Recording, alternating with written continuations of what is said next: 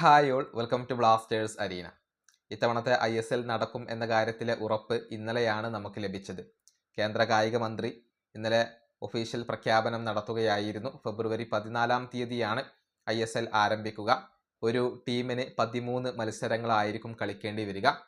ISLന്റെ telecasting എവിടെയായിരിക്കും? അത് ആരാധകർക്ക് അറിയേണ്ട കാര്യമാണ്. റവ് സ്പോർട്സ് ഗ്ലോബൽ അതുമായി ബന്ധപ്പെട്ട ഒരു റൂമർ ഇപ്പോൾ പങ്കുവച്ചിട്ടുണ്ട്. DD സ്പോർട്സ് ആയിരിക്കും അത് സംപ്രേഷണം ചെയ്യുക എന്നാണ് ഇപ്പോൾ അറിയാൻ സാധിക്കുന്നത്.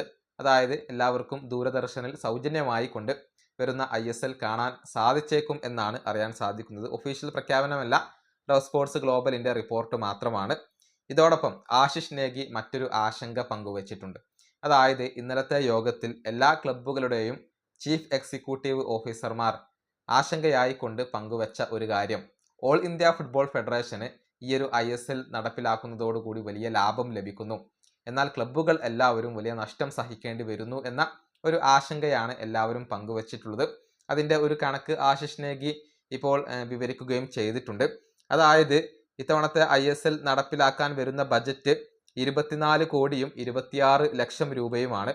അതിന് all India football federation contribute ചെയ്യുന്നത് 9 കോടിയും 70 ലക്ഷം രൂപയുമാണ്.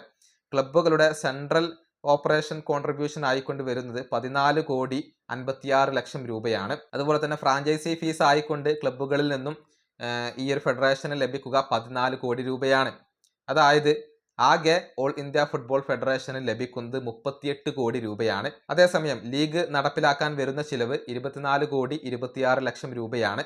അതായത് 14 കോടി രൂപയാണ് ഇവിടെ ഓൾ ഇന്ത്യ ഫുട്ബോൾ ഫെഡറേഷന് ലാഭമായി കൊണ്ടുവരുന്നത്. ഇതാണ് ക്ലബ്ബുകൾ എല്ലാവരും ചൂണ്ടിക്കാണിച്ച ഒരു കാര്യം. കാരണം എല്ലാ താരങ്ങളും ഇപ്പോൾ സാലറി കട്ട് നടപ്പിൽ വരുത്താൻ നിർബന്ധിതരായിരിക്കുകയാണ്.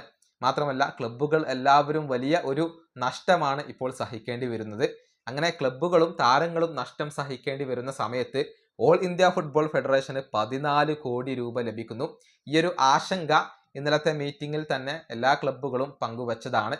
പക്ഷെ അവിടെ ക്ലബ്ബുകളെല്ലാവരും അടിച്ചമർത്തപ്പെടുകയാണ് ചെയ്തിട്ടുള്ളത് എന്നാണ് അറിയാൻ സാധിക്കുന്നത്. ക്ലബ്ബുകളുടെ ഒരു അഭിപ്രായങ്ങൾക്ക് അവിടെ വില കൽപ്പിച്ചിരുന്നില്ല. ഭീഷണിപ്പെടുത്തിക്കൊണ്ട് അതല്ലെങ്കിൽ നിർബന്ധിച്ചുകൊണ്ട് ഇത്തവണത്തെ ISLൽ പങ്കെടുപ്പിക്കാൻ വേണ്ടി ക്ലബ്ബുകളെ പ്രേരിപ്പിച്ചു എന്ന ആരോപണം ഇന്നലെ തന്നെ ഉയർന്നിരുന്നു.